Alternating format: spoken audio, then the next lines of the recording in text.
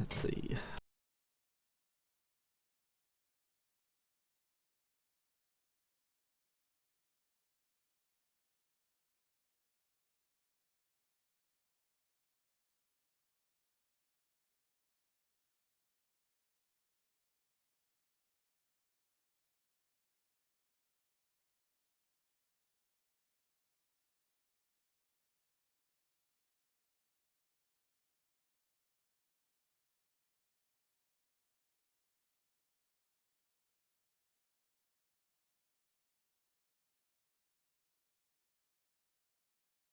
Alright, so let's get this started. Hello everyone. This is the second session covering Tzeentch and Nurgle. Today I'm just going to quickly go over the leadership of Tzeentch and Nurgle, and then we'll look into some replays that I have saved. I recently update came out for Total Warhammer 3, so there will be a bit of change to some of my opinions on some of the old units, but we'll get into those in the replays. Just looking at the leadership right now. For Tzeentch, the two laws that Tzeentch gets access to are Metal and Tzeentch, as well as Kairos' unique law. But just looking at the Heralds of Tzeentch first of all, they're a bit overshadowed by the larger Lords of Change themselves. The main issue being is that once they run out of ammo, and once you run out of magic, they're kind of useless, because their melee stats are really not up to par with anything. Unlike the Lords of Change, who will do pretty well in melee on their own, and Kairos, who can generate nearly like an infinite amount of magic. And when it comes to the Heralds of Tzeentch, you typically run out after a while. If you're planning for like a shorter battle, Heralds of Tzeentch definitely can pay off, but when it comes to those longer stay-in battles, especially like domination and larger land battles with multiple people, Heralds of Tzeentch typically don't work out as well. But they are smaller targets, should be noted, and the items they get access to, or the item and the ability, Locusts of Change and the Chromatic Tomb, ends up being that the Heralds of Tzeentch can get magic a lot quicker. They just burn through it a lot quicker as well. So for those short like 1v1 land battles, I'd say Herald of Tzeentch definitely has its place, but in other game modes it tends to just run out a bit too quickly. Now, Kairos Fateweaver, he gets a number of things which allow him to regain his reserve. Life leeching is quite important in that regard. Having greater arcane conduit as opposed to regular one that the Heralds have, as well as his abilities and items. All of these allow him to get a lot more magic a lot more quickly compared to the Herald as well. Not quite as quick as the Herald of Tzeentch because he's limited in some of those regards, but he definitely does get access to nearly an infinite amount of magic seemingly. And even though Pendulum was nerfed recently, it's still really good. It's still stronger than the breath that's available for the Law of Tzeentch, and he also gets Blue Fire of Tzeentch. He also gets Glean Magic in case you're against another caster. Regrowth can be really handy even in the Tzeentch roster.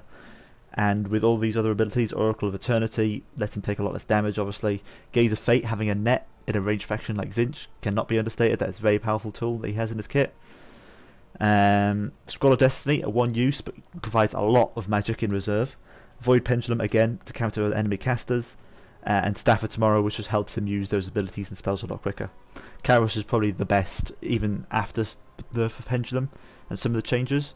He's still the best of the Tzeentch leadership, in my opinion. That doesn't mean you shouldn't consider the Exalted Lords of Change. It should be noted that Kairos has pretty weak melee stats, especially when you compare him to an Exalted Lord of Change, which has way better melee stats.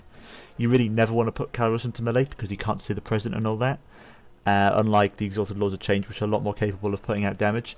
Another thing the Lords of Change have on Kairos is the Staff of Change, which basically just means whenever a enemy unit reaches 20% hit points near him, it just blows up and does a lot more damage. It's not usually outright killing it, but it does do a lot of damage to it usually. Of course, being the generic Lord, he's also capable of summoning extra Chaos Furies, which can be quite helpful. These aren't Tzeentch ones, unfortunately. These are just regular ones, but still, Furies are Furies. 2 summons of them, pretty good. And Prismatic Plurality, that sounds right, allows your cooldowns to all be decreased whenever you start casting a new spell, which can be pretty helpful just to buff out spells even quicker. But in all, I'd say Kairos himself is still the best, but there is definitely situations where you'd want the stronger melee power from a Lord of Change, especially if you're going for a longer fight, because a Lord of Change will still be good after he runs out of magic. Looking quickly at Nurgle, Nurgle has quite a small leadership kit, same size as Tzeentch's, but all of them are the same sort of caster. The Heralds of Nurgle are pretty decent infantry, but the main reason you usually bring them is because you can bring them on a Rotfly, which allows you to bring a flying lord. They are pretty good solid casters, and they're pretty decent in melee as well. When you put them on their big wasp, they get some armor piercing damage, and they have 52 melee defense while they're mounted, which is pretty damn good. They have nothing in terms of special abilities other than the locust of that, which basically just provides an AoE of vigor replenishment and healing replenishment as well. So a nice thing to stick with some other rotflies. Really nice to have him run around with like 2 other units of rotflies, because it'll keep their health and vigor maxed out. But all in all, really you're just bringing him for that sort of flying goon squad scenario.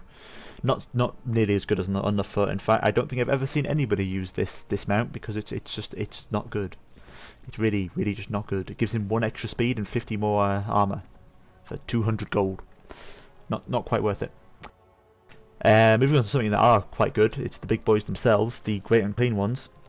Now, what's really nice about these guys is they're, of course, a Great Unclean One, which means they have the stats, even better stats than the Great Unclean One, because they're the Lord variant. Huge amount of health, absolutely massive amounts of health, which means the healing one, having one of Nurgle is especially good, because you can heal them up quite quickly. You can also heal them up with the Nurgle Army abilities. But looking at their abilities, this is one of the key selling points. They have a Mortis Engine effect, so anything that's engaged around them while they're in melee will constantly take damage, which just makes these guys ideal at taking out swarms of infantry, which we'll see in a bit. Blight Swarm as well is also quite a handy little tool. It's got 4 uses and can pretty much act as an AoE hex of minus 20 melee defense to all units.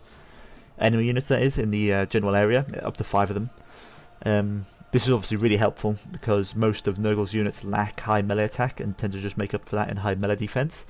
So this definitely helps Nurgle put the damage on a lot easier. I'd say that the Great Unclean Ones are the best in terms of lord up, specifically the one of Nurgle. Death is good in some occasions, but more often than not you're bringing the Nurgle one, and he is probably the best lord that Nurgle has access to.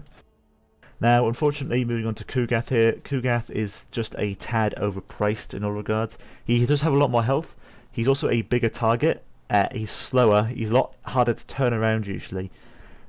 He gets his artillery, which he throws. The artillery itself is only effective against infantry, which of course Nurgle doesn't really struggle with. It's usually large options, anti-large, that Nurgle struggles with. His anti-large will not do, his missile will not do much to large, despite its range. And when it comes to his abilities, he doesn't actually get the Mortis Engine effect that the other Great Unclean Ones get, which is a huge deal. Cannot be understated how good that is. He does get an augment area buff, 24 melee defense, 16 leadership, which is okay.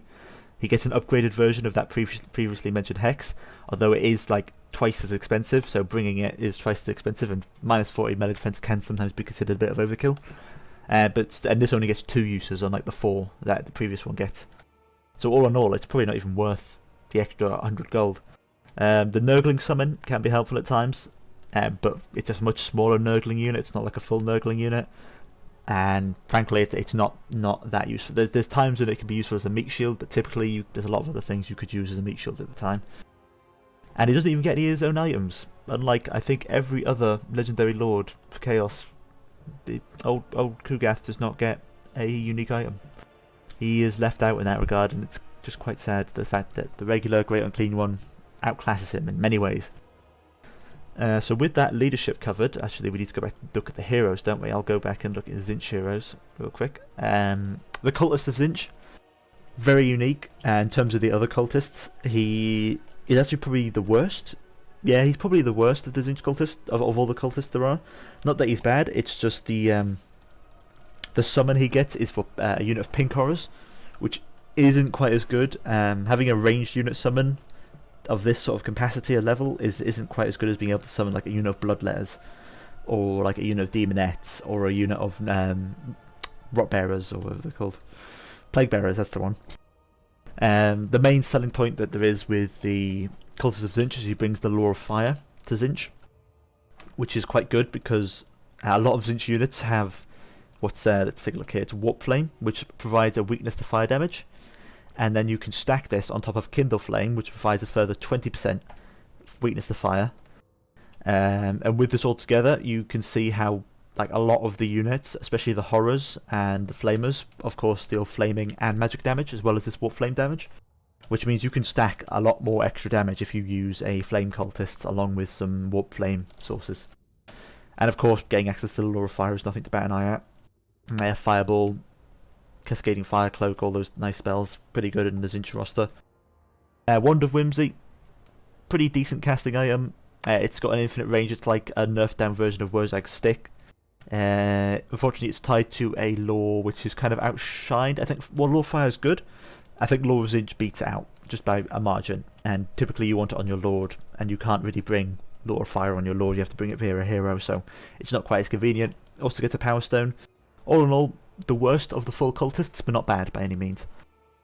Looking at the Iridescent Horrors, these are just kind of pointless in my eyes. The Locust of Change provides a nice augment to damage, but apart from that, that's literally all they get.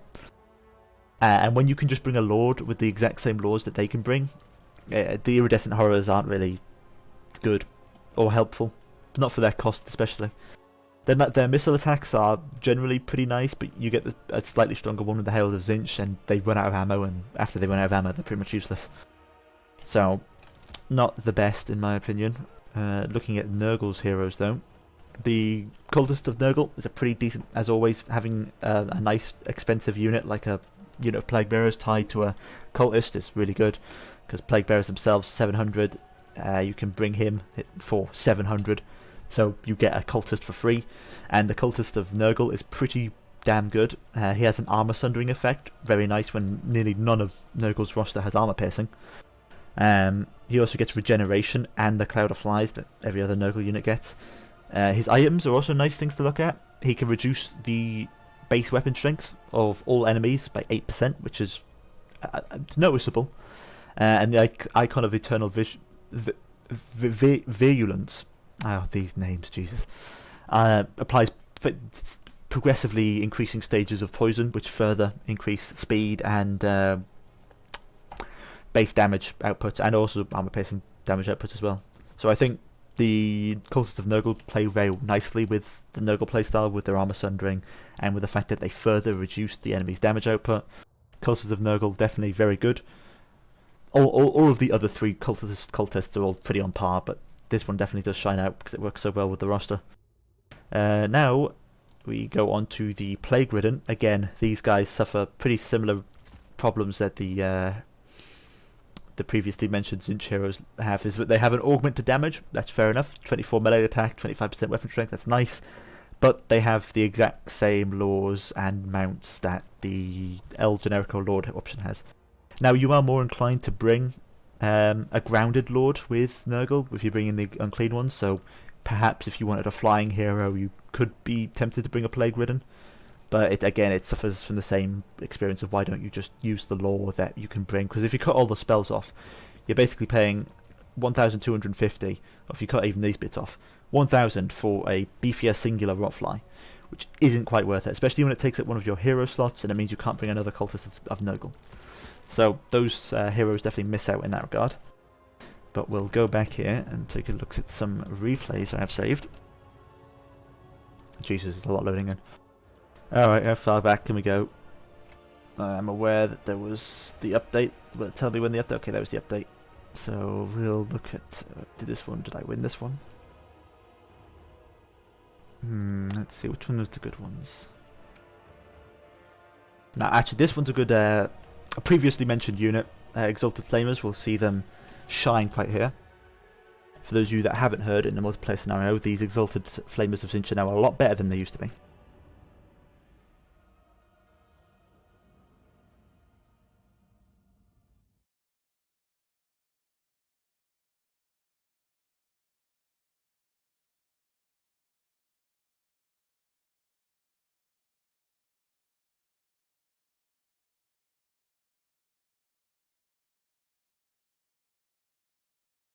We'll just see how this gets in when we get loaded in.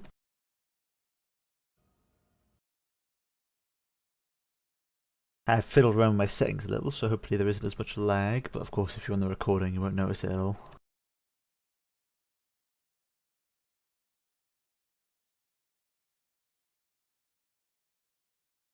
There we are. Alright, let's slow that down a little and tell you how that goes. Oh, a nice starting speech from old Kairos there. I shall shut that down. So hopefully the quality is alright. Let me know in chat if it's not. Alright, so here we are looking at the armies. Kislev army is pretty infantry heavy. We have Streltsy in the back, as well as a unit of Kossars. Probably didn't have the money for another Streltsy. And then armoured Kossars all the way throughout the front. We have a nice Witch of Ice and a Patriarch. Over at the Tzeentch side we have 3 units of Forsaken of Tzeentch, some Spawn of Tzeentch, and an Exalted Flamer of Tzeentch, along with various amounts of horrors in the back, sending a blue horror to each corner of the map there, just so we can capture those points, put pressure on them. Right, here we see firing off some blue fires of Tzeentch from Kairos Fateweaver. Of course, Kairos excelling in that regard, just hovering above the battlefield and just firing off shots when he feels fit. Whenever he feels like it.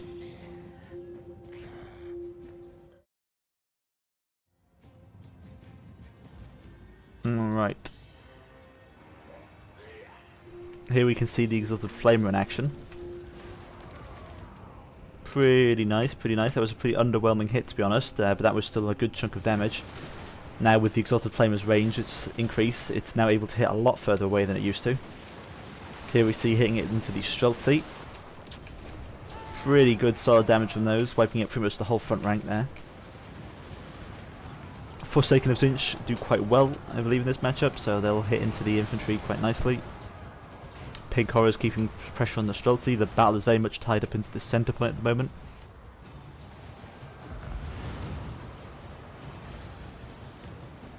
Streltsy getting flung out by blue flames. So basically the overhaul that there was for the Exalted Flamer is, I think he got an ammunition increase, and he also got an increase to his range, but he also got an increase to his cost. But that increase of range to 150 has helped out quite a bit. At this point, in previous patch, I'm pretty sure it doubled his range. At this point, he would, if it was previous patch, he wouldn't be able to hit the Streltsy from here. He'd have to move a lot closer, which means he's a lot more likely to hit into the backs of his troops. But this range increase for the Exalted Flamer worked out wonders for him. Here we can see him already getting half of his value back, and he hasn't even used half of his ammo. And a nice little trick that you can pull with these guys in Domination especially, I think only Domination, is once they run out of ammo you can recall them to get a supply refund. Which is very nice, because of course you can use those supplies to call another unit. And frankly, these guys are awful in melee, absolute trash. So once they run out of ammo you don't need them in melee anymore. Here we have the Snow Leopard. It was trying to creep up on this Exalted Flamer, but I just netted it down with Gaze of Fate. Here you can see at long ranges the Exalted Flamer is really good against infantry, not so good against single targets, but when you get this close with a Snow Leopard it just gets melted. And then when we get up to long ranges here, this low accuracy of the Flamer really helps out because the shot is just so spread out, it even hits this back unit here. We have a victory point. Keep it from the foe. Pendulum going down there. Here you can see like Pendulum, even though it got nerfed, it's still nearly like a good third of that Streltsy unit's health. Kairos at this point is just tying down the Patriarch here. Now that the Patriarch can be fired upon, the Exalted Flamers are going in to shoot him. And that shot of course getting spread as well is great because it hits all those units in the back. Over at the sides we can see one blue horror unit was wiped out over here. This one appears to have captured that point. We have some Chaos Knights of Tzeentch coming up. Very colourful horse boys. The front line's still just being dominated by these Exalted Flamers. This one here has got a nice value of 1,000, probably going to hit 1,000 after that volley. Oh, I think that'll miss there, but yeah, about 1,000 volley value. They're now sitting at 1,300 in cost, so definitely making up that cost now. This one's about to run out of ammo. Here we have some spells coming down from old Kislev. More flames coming in. Got Screamers of Tzeentch coming over as well, just to deal with any large that might come in. Screamers of Tzeentch also do quite nicely against single heroes. Here we did also see this, I missed out on that. This is one of the army abilities for Tzeentch. It's just a huge bombardment. Pretty much any infantry unit that gets caught up in that bombardment is just going to get completely destroyed, as can be seen by that Streltsy unit. A very, probably the most powerful bombardment ever in terms of Total War history. Not since like Shogun 2 did barrages be that powerful. It's on full of samurai. Those naval barrages did about the same amount of damage as that did. Very nice damage. Over here we've got the Knights of Tzeentch. Those are getting buffed up by the harmonic convergence, which Old Kairos does get access to. Definitely helping their melee stats become insane. 70 and 78 melee stats, very big. Fighting some Kossars, and they also have the 2 heroes surrounded along with the Screamers. Over to this side, you can just see how the Forsaken are doing very nicely against these armoured Kossars. Despite not having the armour piercing, the Forsaken of Tzeentch just do very nicely for their stats and their cost. So they are cleaving through those ones. Some blue fire Tzeentch as these War Bear Riders have come in to attempt to swipe up these Chaos Knight cav. Especially in this matchup, these Chaos Knights, the only real cavalry that can beat them is the Bear Riders. Blue Horrors fling in their blue flames. Here you can see this Flamer has run out of ammo. I think it's this point. I call this one back. I think I already called the other one back. This one should be disappearing in a moment. Kairos at this point is really low on health, so I'm just hovering him in the back. It's not worth using a regrowth on him because I don't want to use him in melee. He's just there to sit back and fling spells at people.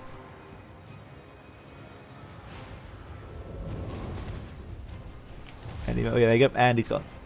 And with that, I think I got like a good another 700 points back. And then I immediately, oh no, I think I got more than that, but I immediately used those points to summon back in some more blue horrors. The numbers changed real quick there. Blink and you'll miss it. This middle fight definitely got a lot more pockets of Kislev infantry, which is why I'm bringing in another Exalted Flamer. This is a already used one. This one previously got about 1,100 in value, and then I've just resummoned it again. Really good against these tight formations of infantry. Now this one was played after the patch, which is why I'm using Exalted Flamers, because they're much longer range. Flamers would, I don't think this Exalted Flamer would even be able to hit this unit from here. Like from that distance, I don't think it'd even be able to hit this unit from that. But now with the patch, its range is so much bigger. Helps it a lot. Ah, yeah, that's right. Yeah, they changed it, didn't they? Recalling doesn't give the units back, the points back. I thought I noticed that. Well spotted. I forgot they'd made that change to domination. Yeah, that strategy doesn't work quite as well now with the Exalted Flamer.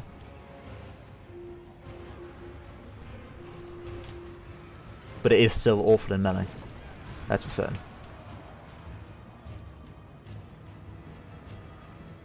Exalted Flamer still shooting into the side here quite nicely, pretty much wiping out that unit of Zargard. Blue Horrors and Forsaken clashing into the middle. And the points at the top here looking pretty close. Definitely got the lead for Tzeentch, but seeing as the other points are being captured by the enemy, we'll have to see how long that lead catches up for.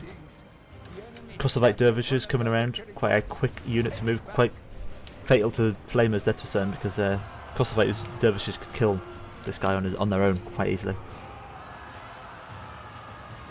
I forgot they made that change. Did they make that change? I'm just going to play the battle 1 second. I can't remember what other dominate. Before I say other dumb things about domination, I forgot they changed. Where is it? Total War patch notes. There you are. Nobody ever talks about the changes to domination. Alright, so that was a good time to talk about the changes to domination. So the 2 new maps, they're interesting.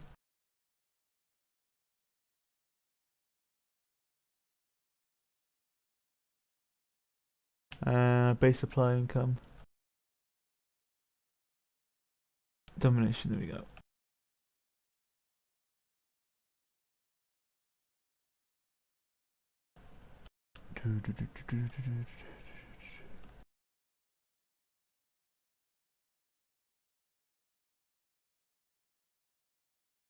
Ah, right, yeah. Finally, we also introduced a bug fix to take away refunds from withdrawn summoned units. Oh, no, that's a bug fix.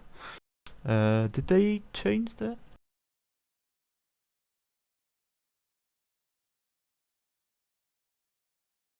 I know. I have read that, and I thought that was the change. I don't think they did remove it.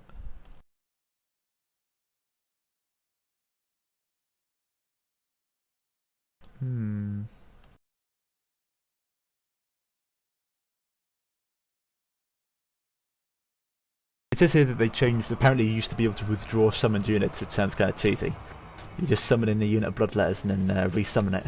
for 3 points, pretty much. You're literally getting a refund for a cultist unit that you start with. God, that sounds really cheesy. We'll have to give it a go. After this replay, I'll quickly do a damn, it's hard to quickly do a domination battle when you can't do it against AI. Although I could just quickly replay this battle after it, see if I get supplies back. Actually, I should re-summon another. I'll see what happens to this flamer. After this flamer goes, no, actually that flamer's going to die. I'm pretty sure I did gain points back for him though. I'll have a look. I doubted myself when you said about it, because I know I definitely read something about them taking away refunds, but it was about withdrawing summon units. So. Yeah, if you're on Shog, quick test. I think I have you on my friends list. Do I? Yes, I do. Yeah, of course I do. We've got the classic profile picture there of Tarkin. Classic Tarkin profile picture. What's coming in now? So, looking at it now, we have these Screamers of Tzeentch, I think, trade quite well into Warbears, even though they lose. They do moderate amount of damage. If we're looking at the points are definitely getting very close now. But I still have this one. This point up here has not been contested up to this point. 2 points. Another armor ability there from Tzeentch. That is the singular missile that they can call down. That's their second one. A nice hard-hitting ability. It also has armor sundering tied to it. So all these units now have their armor sundered. At least they should have done. It doesn't last very long. Yeah, but now it is definitely very much down to whether or not I can take over these points, the middle one and the one over to this side. As it's getting very close, very down to the wire.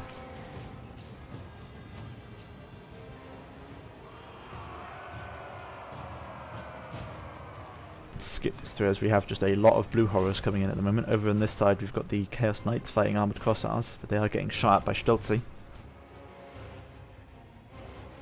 Blue horrors, of course, do put in the nice damage for their cost.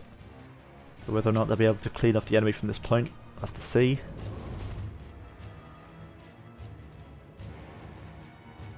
It is getting very close here. It depends on whether or not I'm able to capture this point over here. I do have another unit of infantry coming over to capture it, Forsaken, but at this point the enemy has taken the lead in points. And this middle point is definitely not going anywhere. It's very down to the wire. Over here we are going to begin capturing it, but with this little time left, it doesn't look like it's going to matter. And that is victory for Kislev. You have been bested. Yeah, if you are Shogunek, I shall quickly host a game. But if we quick look at the values there, so that Exalted Flamer got quite nice value there. Forsaken as well. I think I underestimated just how well they do on my tier list, but Blue Horrors as well. I mean, look how well the Blue Horrors do. 2,000 value. Of course, that one was probably summoned a couple times, but still. Very nice. Chaos Knights also, they were only summoned once, that's for certain. Screamers not doing as well. This one I think was the only one that was summoned in. Quite nice overall. Oh, gotta get a phone 1 second.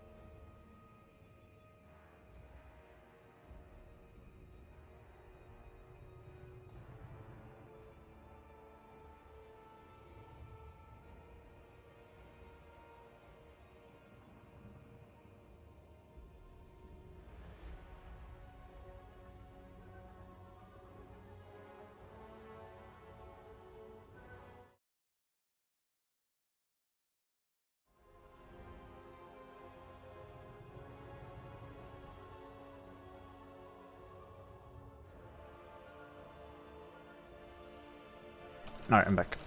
What's the password, Shog? I assume it's 123. Yes, it is. What a hard crack. I'll quickly just load one of my saved armies. Yeah, sure, that one, why not? That one's way over. Okay, quick test then.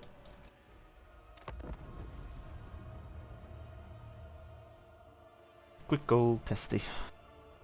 Maybe I won't. Maybe I shouldn't say that again.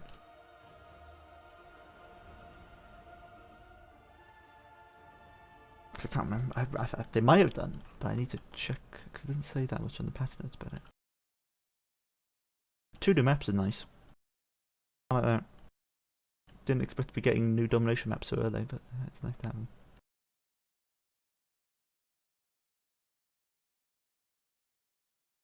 I always liked Arnheim, but it was never really used, which was a shame, because it has that 2 different levels of elevation.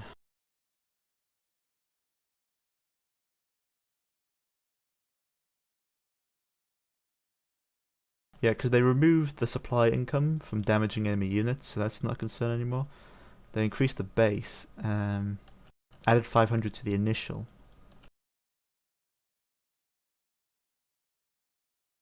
They changed how the trailing is, but so quick ready up. And I'll just see if I can withdraw. I'm at 600 right now. Going up by 2. Oh yeah, no, I definitely got a refund from that. I'll do it for pink horrors. I got like 200 from the blue horrors. And about 400 from the pink horrors.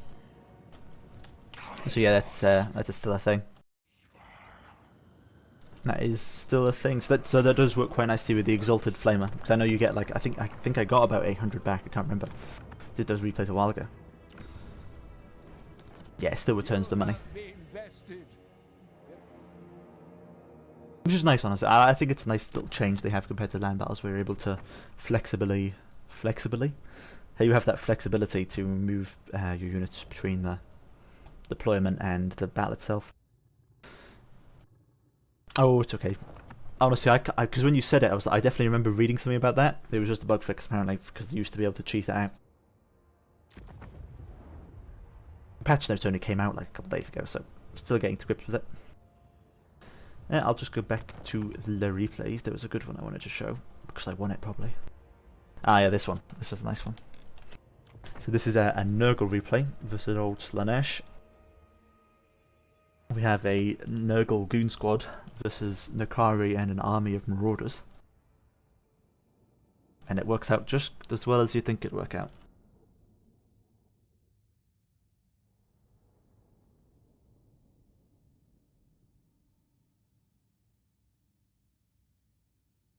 And it's in a matchup like this, and a match like this is where you really see the disparity between how Nurgle plays and how Slaanesh plays, especially in domination. But it does also apply to land battles. Right, so the Nurgle army, as you can see, it is 2 cultists of Nurgle with their summon and their items, an exalted Great Unclean One of Law of Nurgle, a regular Great Unclean One, and 2 beasts of Nurgle. So a nice slow-moving blob. The Slaanesh army is just a huge line of Marauders of Slaanesh with some cav flanking on the sides, 2 Hell's Heartseekers on either side, as well as 2 Hellstriders. The names are so similar. I really need to get used to them. A Heartseekers of Slaanesh on this side, and a Hellstrider of Slaanesh, as well as 2 other Hellstriders of Slaanesh over here. And immediately we are seeing some Chaos Furies of Slaanesh. These guys, the old Chaos Furies of Slaanesh, are probably the worst Furies of Slaanesh, which hits especially hard when they're the only flying units that Slaanesh has. I'm fairly certain that Nurgle, actually, yeah, I'm almost 100% certain that Nurgle Furies beat them. Armor piercing doesn't help that much in that matchup.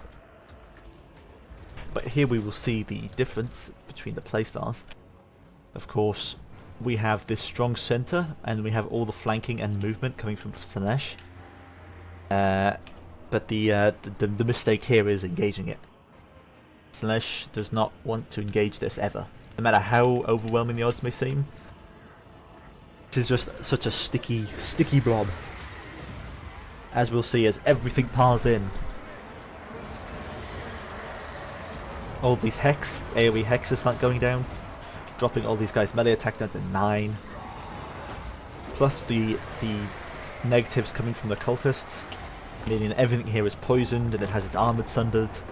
And then I'm summoning in a unit of Plague Bearers on top of all that.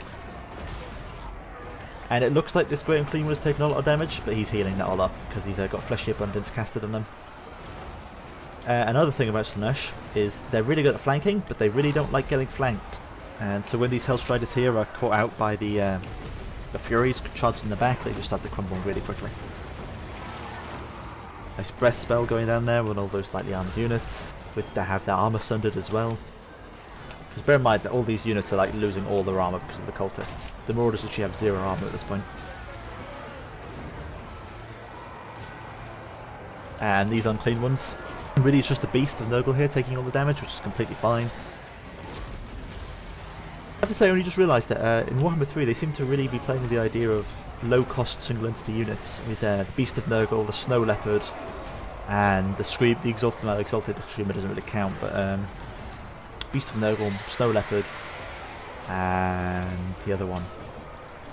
But they're sort of single-entity units we usually reserved for being really expensive. It's nice to see some lower-cost ones for a change.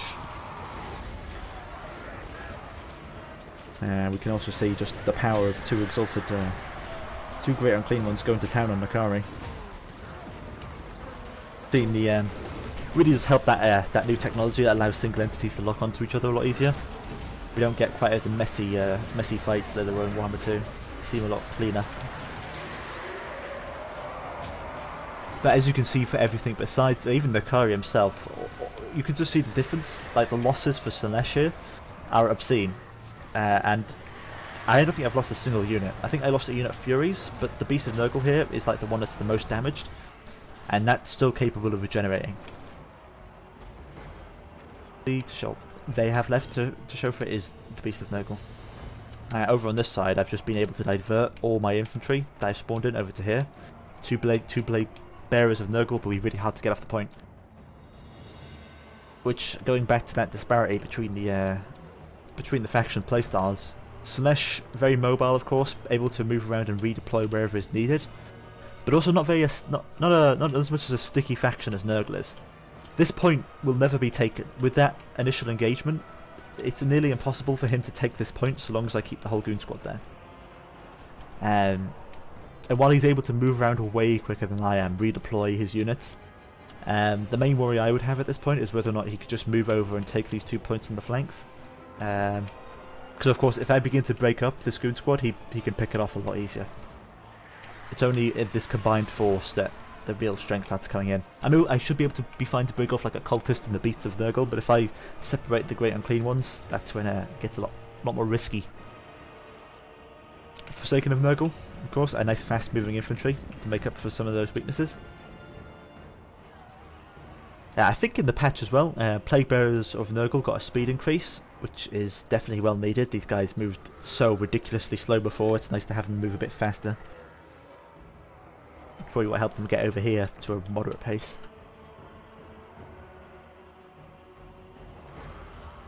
Of course, going back to this middle point is just untouchable at this point. We can probably just go through this at this point, because that initial engagement really decided a lot of the fight. They lost basically their entire starting army. Only Nakari was left.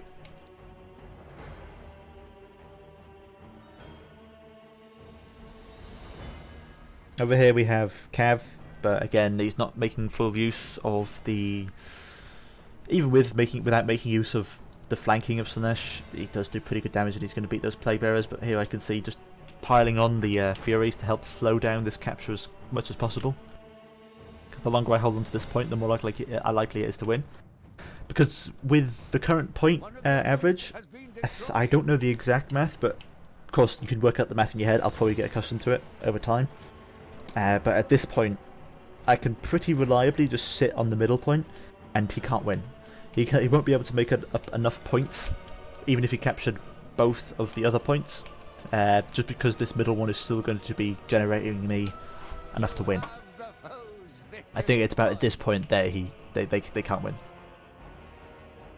One of your units has been destroyed. Victory is pretty improbable, because they would have to capture this middle point, which is not happening because it still has two very healthy, well, healthy being the relative term, great unclean ones on the point. I did send my Beast of Nurgle and my Cultists of Nurgle over here just to hold off and delay this as much as possible, but at this point it is inevitable. Old Furies of Slaanesh, nowhere near as good as their counterparts, oh well. yeah, that's a great example to show how Nurgle can playstyle. Nurgle can, while Slaanesh is very good at dominating the map, Nurgle is very good at dominating a specific point. So it's important to play to those advantages. Looking at the value just flat out, like you could see how the Exalted Great Unclean one was only in combat for like the first 2 minutes of the fight. He made 3,000 value. He didn't even heal himself once, I don't think. In the right situations, you can definitely see the Great Unclean ones really well perform. Even the Beast of Nurgle served their purposes as meat bags. Cultists didn't do as much in this, but they didn't even engage that much, to be honest. If we look at some of the reinforcements, these Plague Bearers did alright considering they were fighting Marauders. Furies doing what Furies do best, everything. Nurglings doing surprisingly well for the cost. And if we just look at the starting army here, it was really just this unit and Nakari. I don't think Nakari even paid for himself. And the Marauders, they certainly didn't. And the Hellstrider certainly didn't either, so it just shows how the playstyles can contrast sometimes. In that situation, Slaanesh wants to play a lot more mobile, wants to just avoid that blob, capture the outside points, force me to move around more, separate that blob, maybe just have me go point to point, make sure he keeps the point advantage. Nakari and Slaanesh need to play the field, whereas Nurgle can just play the singular point.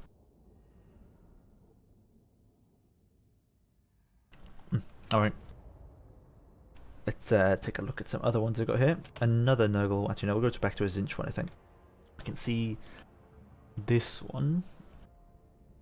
Yeah, we'll do 2 versus Ogre ones. We've got this one, and then the next one, and then that'll probably be enough. So, we got Tzeentch versus Nurgle here, in the Crossing of the Sea of Claws. I don't think I got a single replay here actually from the new maps. No, I don't. How sad.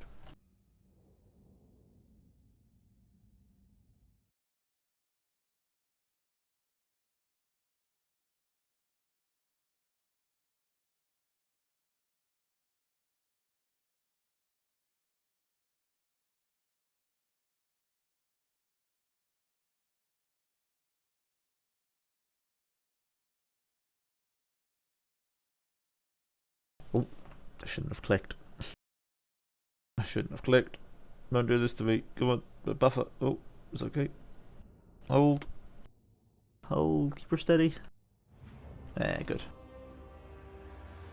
Alright, looking at Tzeentch armies here, we have 2 Exalted Pig Horrors in the back. These are better because of their damage output is nicer compared to regular Pig Horrors. Which is the main reason I'm bringing them, because they're going to get their full ammo used probably anyway. Blue Horrors in the middle just for that meat shield. Kairos flying up in the air, and 2 Screamers of Tzeentch, because Screamers of Tzeentch work very nicely in this matchup because they have anti-large and everything is large.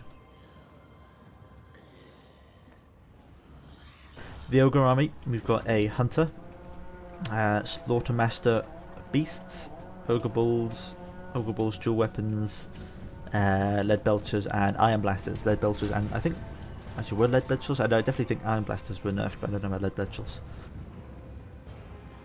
Do I think anything drastically changed after the patch? I think Tzeentch is worse and Ogres are worse, which is probably something everybody wanted. I've yet to see full outcomes, but I definitely think Tzeentch and Ogres are worse. They're probably still S or A tier, but they're definitely worse. Iron Blasters are nowhere near as good. Actually, I'd hearken to say Ogres have moved down to A tier. With Lead Belchers and what was the other one? What are they called? The guys, the cannibals, Gorgers, being nerfed as they were. It's definitely a lot worse compared to what they were before, because they really relied on those units, and Tzeentch of course relied a lot on their barrier.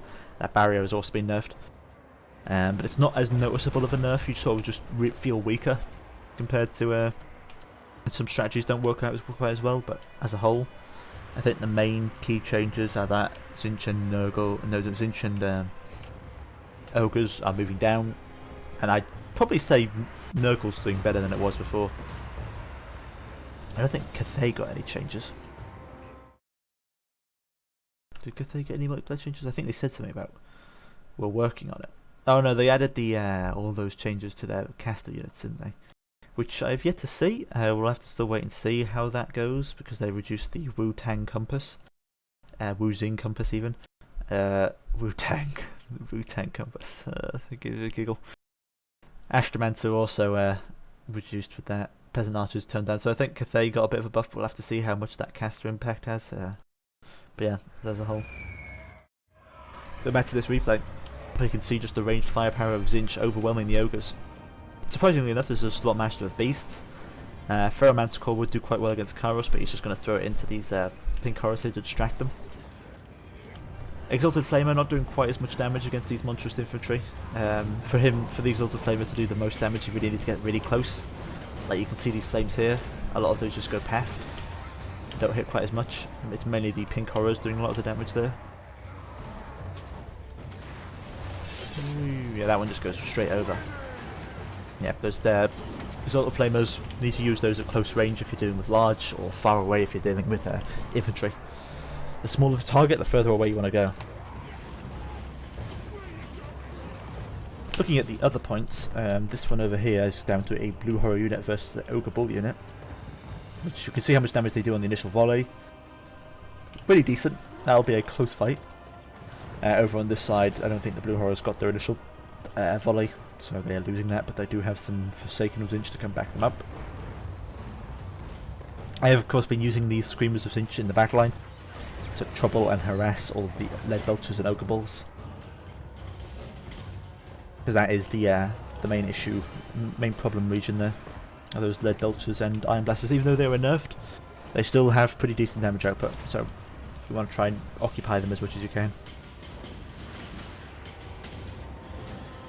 Actually, I need to remember, did lead belchers get nerfed before I start talking out my ass again? Let's see. Iron blasters definitely did, but I don't know if lead belchers did.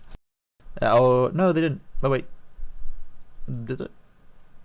Oh wait, lead belchers? No, yeah, no changes to lead belchers. Lead belchers are the same, so lead belchers are still doing the same things they always did, which is especially why you want to get these Screamers of Tzeentch into them.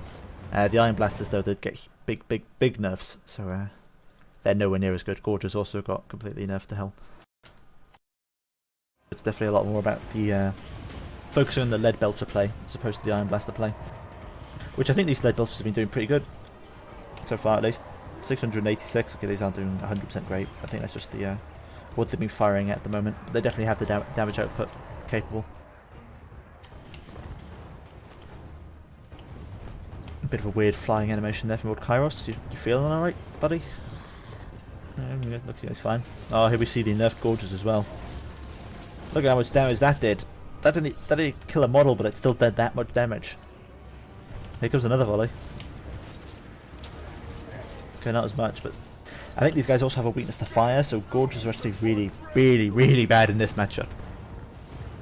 Really not good. Saber-Tusk mob perform a lot better. And they also don't die as quick compared to these Gorges. I know they got their...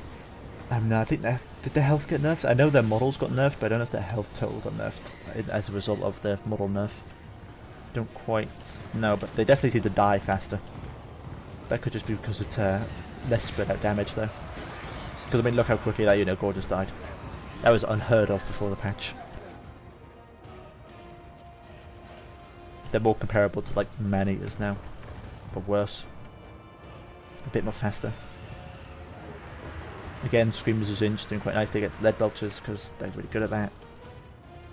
In terms of the overall pointage, it looks like I'm about to get a triple cap. There's a reason I saved this replay.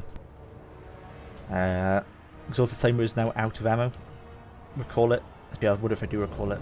Oh yeah, there you go. I recall it. 700 and up to 1,400. So I got 700 supplies back from that Exalted Flamer. Nice little strat. Just throwing some fire. Once it runs out of ammo, when it runs out of ammo, call it back. I think the same can be done with lead belchers and iron blasters. Anything with an ammo total, unless it's something that's good in melee as well, which is like few and far between. But it's, say you've got a ranged unit, if it runs out of ammo, resummon it.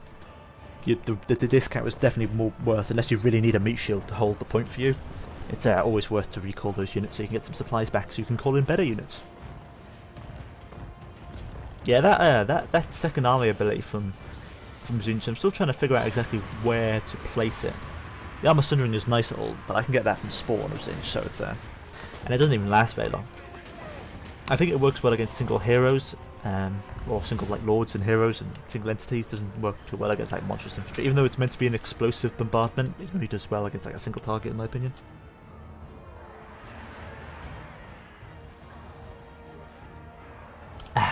Refreshing water. Screamers, how have these Screamers of Tzeentch been doing for their old value? 1,100? I'm pretty sure I summoned these twice, but still, that's pretty nice disruption on their part. Both of them getting 1,100 value. Oh no, that's a different one. 700 there. I think I summoned this one once.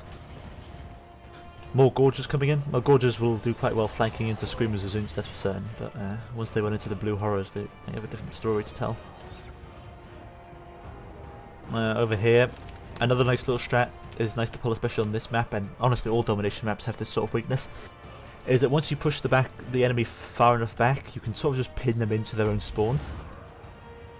And then just, you know, they can't capture any points. You win by points eventually. Even if you lose your army pinning them in, if you've pinned them in for long enough, you can have triple cap for long enough, you're going to win. Oh, Exalted Flamers of Tzeentch is back there. Can we get a volley from him? Let's see where it goes. Whee! Yeah, I kind of missed. There was a kind of a miss there. That was a much nicer hit. Them definitely doing a lot better now. That bombardment doesn't do much. It looks a lot flashy, but it shouldn't do much. I've got some Saber Tusk pack coming to fight Pink Horrors. Could be a close fight, but if they get the volley off, it won't be such a close fight.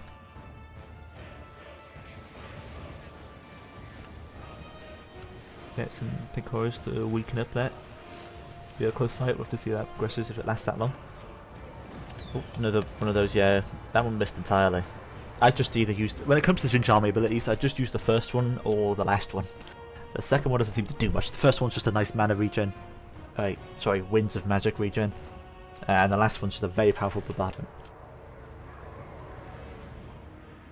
Furies of Tzeentch going to rear charge those Saber Tusk mob. Really a nice thing you can pull with Furies, any kind of Fury. Just charge them in the back. No one likes getting flanked. Of course that works nicer with Slaaneshi ones, but they also have some of the worst help when it comes to that. I think Slaaneshi Furies will work a lot better once more armoured infantry are in the game, but as it stands there's not that many armoured infantry. There's even fewer armoured infantry that you bring against Slaanesh. Slaanesh likes tearing off clothes and armour. Mostly clothes though. Here we go, the Flamer of Tzeentch going to fire very dangerously just over the Horrors. Does manage to hit a little there. This unit's so much better now. I actually think I like the single one better than I like the unit, to be honest. Isn't he a handsome boy? Or girl? Kind of hard to tell with Tzeentch. And Slaanesh. With this point, with triple cap at this stage, yeah, that's a victory for Tzeentch. Always a problem going with long-range artillery with lead belchers and iron blasters. Very good firepower, but you're not actually putting anything to capture the points, which seems to be the issue. That is Oshiro. The next one I'll do is a Nurgle versus Ogre one. I think it worked out quite nicely. Illustrate some of the playstyles that you need to do with ogres to get rid of ranged issues. I really like that advisor voice. Unending glory is yours. Take a look at some values. Karos actually didn't do that much there in terms of damage. Most of the stuff he was casting was harmonic convergence and regrowth throughout that battle, so it doesn't really reflect as well on the old unit card. Exalted Pink Horrors paid for themselves. That one not quite. That one's still alive though, to be fair. Oh, I think I just resummoned that one in actually. Screamers did quite well, they did really well in this matchup. Horrors always did well because of the Horrors. Flamer did nicely. Forsaken do surprisingly well in this matchup. It's also quite nice how Furies do. Yeah. Not quite as much value from the Lead Belchers and Iron Blasters there. Lead Belcher here did good. Iron Blaster you can see is not doing as well as it normally would. And it was mostly just a lot of regular Ogre Bulls I saw. Gorges did awfully. But that's just because Gorge enough. Yeah, good. Alright, so we've got a Nurgle versus Ogre one here. Fat Boys versus Fat Boys. No offense.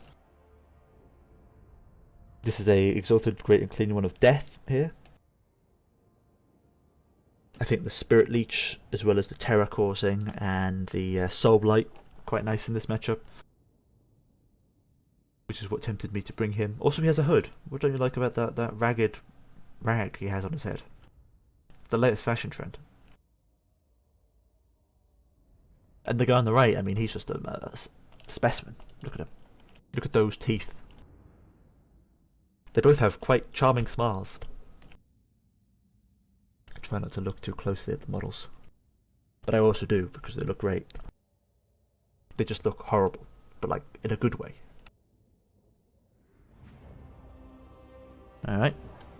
So, a similar strategy to what we see with Slaanesh, but not two great unclean ones, because Iron Blasters are a thing, as we see on the other end of the field.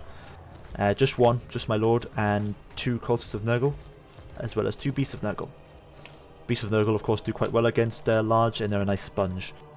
We also have a bit of a flying core, Plague Drones of Nurgle, and Furies. We should see another unit of Plague Drones coming in a minute. So over at this side we've got the Iron Blaster. Of course, the Iron Blaster is the big problem, but its range is nowhere, I mean its accuracy is nowhere near as good as it used to be. You see at that range, I think it was aiming for the cultist, but one of them went all the way over there and hit my guy in the face. And the damage is also toned down by quite a bit, but this isn't a triple gold chevron one either, so... He seemed to have got his lord at the back there for some reason. Old Scrag's feeling left out. Now the reason why I brought this flying core is exactly to disrupt the enemy ranged, because as we all know, Nurgle really bad against ranged units, meaning they take a lot of damage really quickly. What you need to do is get those flying units into those ranged units really quickly. Or like, not quickly, get them in there once your melee units are engaging. You want your flying units to be getting in and disrupting the ranged.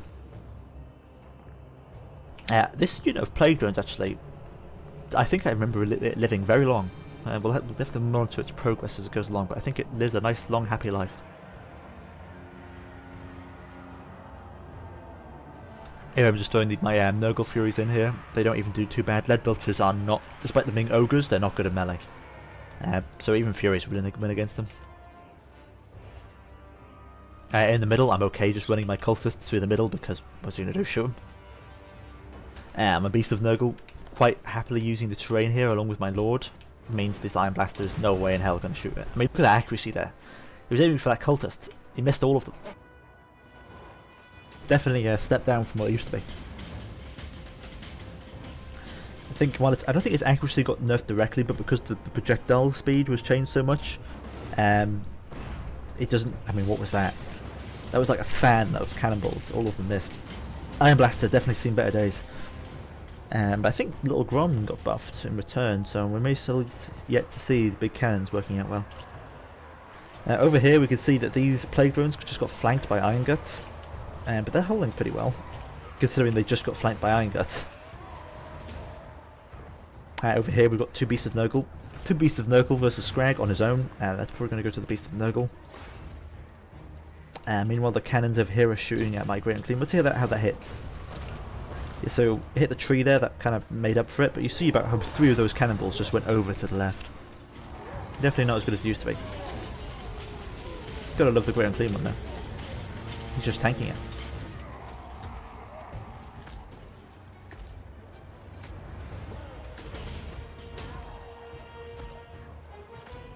We got more Furies and such coming in to distract.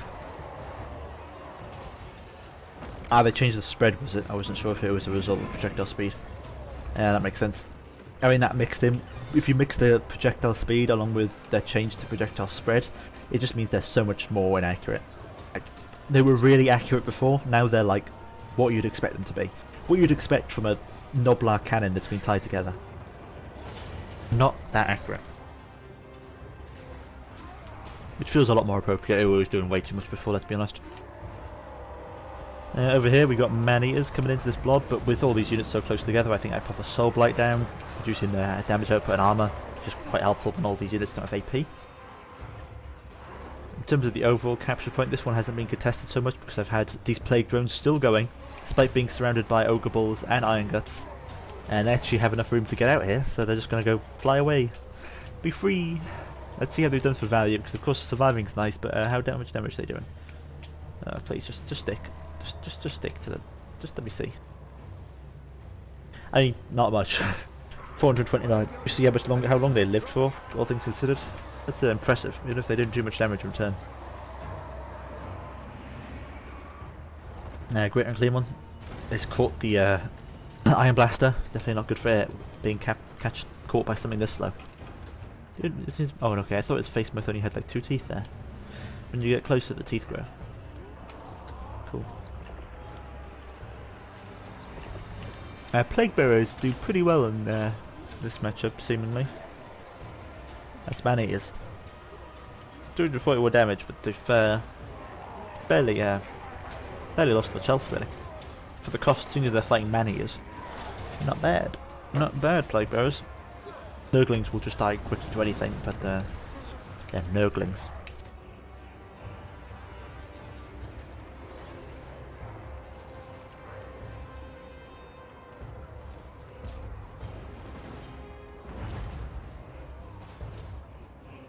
Yeah, which Furies are the best? I definitely think Slaanesh Furies are the worst. I think it used to be that I think Khorne and Tzeentch were really close, but now that Tzeentch's barrier has been nerfed, Tzeentch ones aren't nearly as good as they used to be. I definitely would put it down to Nurgle and Khorne ones would probably be the best. It just depends, because like they're literally the antithesis to each other. Whereas Khorne ones have high melee attack, Nurgle ones end up having high melee defense because of their cloud of flies, and their poison means they die a lot slower. But as a whole, in terms of what Furies are, you'd probably like the Khorne ones better because you're really not looking for Furies to be a holding unit most of the time. So in terms of just how the unit works for stats, if you had the stats on that on like a regular other unit, but when it comes to a flying, fast-moving unit, you typically want that higher melee attack. So I'd say the Khorne ones are probably the best. The damage output is just big compared to other ones. Slaanesh ones definitely have the capabilities to have big damage output if they rear charge, and they also are fighting something with armor, but it's nowhere near as consistent as Ogres are. Ogre Furies, you can charge into just about anything and they might win. You don't even know. They don't even know either. Down here we've got the Beast of Nurgle just getting pounded on, along with the 2 cultists of Nurgle, but they're holding out pretty well for all things considered. We also have the Great Unclean One getting involved.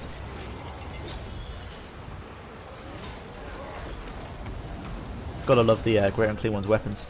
It's got a bell and some sort of flail with 3 heads on it. How creative. You also just cast a Spirit Leech there on Scrag to make sure he stays gone. And just get them stuck into these Mournfang Cavalry with great weapons.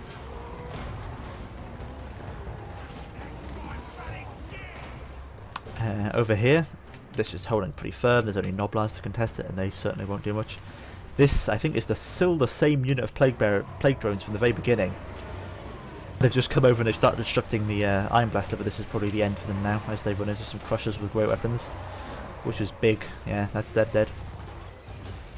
Farewell, both soldiers. Now over here, we've got some Iron Guts versus Plague Bearers. This will go very slowly because Iron Guts have armor and Plague Bearers have high melee defense. But we'll see how that one works out. It won't work out very quickly, tell you that. In the middle, things are going as you'd expect. The Exalted Great Unclean One is just kicking everything out of his way. How's he doing for value? 2,200 value. Oh, he is starting to get hit by the Iron Blaster now. With that perfect sort of lineup, this is like ideal range and ideal trajectory for the Iron Blaster, so it is going to be hitting a lot more of those shots at this per view. Let's see how it does for another volley. Here we go, it's coming in. Only about 1 of those missed, I think. 1, maybe 2 of those missed. So when it comes to this angle at this distance, definitely just hit a lot more, but this is like ideal angle and distance. And at this angle, oh, but now I'm throwing in those Plague Drones again to distract them. Yes, Noblars though, to hold me in place. Really wants to keep that Iron Blaster operational, which he's doing a good job with. Now over here, Noblars losing to Plague Bearers, of course, and some Nurglings mixed in. Green on green action. These Crushers coming around into the flanks, so that won't be good for them. Ooh, another bad thing here is the fact the Iron Blaster does stagger the Old Unclean One every time it hits. It might even knock it over if it hits hard enough. Certainly isn't good for it. That's cool. Of course, I think the Exalted Plaguebearer is the only Terror Causer in this army, so the fact that he's able to cast Doom and Darkness on units to give them cause terror is very nice as well. I think I casted it a couple times this game. Iron Blaster's running away, but like at this point you're playing the skirmish game. When you're at this point level, it's probably over in terms of points. I did have some Exalted Plaguebearers back here, but they didn't see much or any work either. So never got to see just how better they are either. That is a GG's. I think I'll just fast forward it a bit as we are there to the end.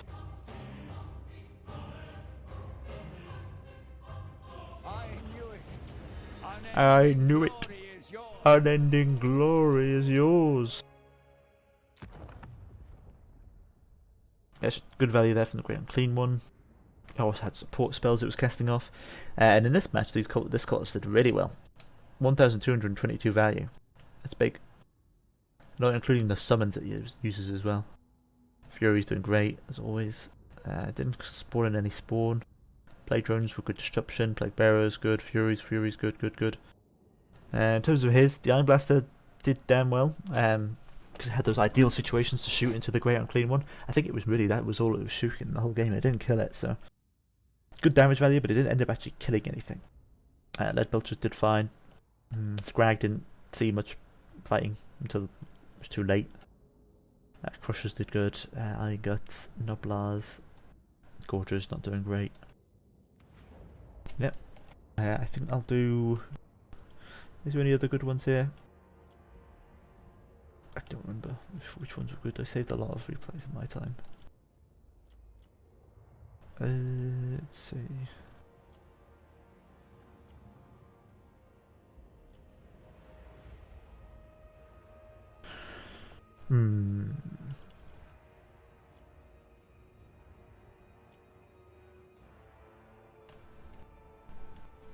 I think I will just call it there for. Oh no, I pressed it. Okay, we're watching this one then. We're watching this one. This isn't the one I just watched. Yeah, it's just the one I just watched. Okay. I will call it there for today. Thank you all for watching. I'll have some more replays for some land battles and such, and maybe someone to play with next week, which will be Easter weekend as well. So exciting times. I'll see you all.